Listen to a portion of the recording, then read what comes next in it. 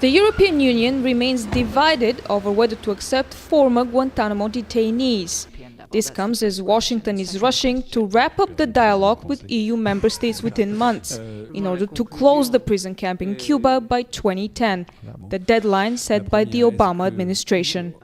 The Americans are talking about the end of June to finalize the dialogue with member states willing to accept detainees from Guantanamo. What struck me in Washington was the deadline established by President Obama, the beginning of January 2010.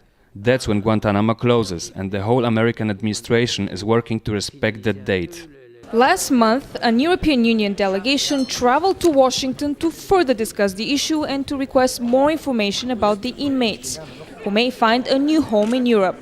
While the US has answered all questions in detail, most states like Germany and Austria are still reluctant to have the former inmates in Europe, where they could move freely within the 25-nation Schengen no-border zone. It's never needed to be that every single member state takes in individuals, but what is needed is that the EU comes to some conclusion on the rights and how to respect that right of the detainees once they're transferred into individual member states. There are currently 245 detainees in Guantanamo, kept for years without trial.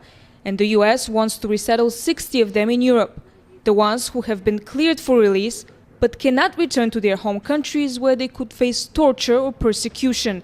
Last week, France agreed to accept one inmate, likely an Algerian national.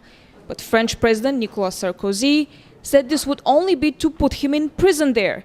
The French government later retracted the statement, saying the president had misspoken. If that did happen, then we would be very, very concerned, because clearly what needs to happen here is if there is enough evidence to bring a charge against these individuals, then they should stand trial in a court which is in line with international standards. Over the weekend, the United States announced it has agreed to resettle some of the detainees on US soil, but no specific numbers were discussed.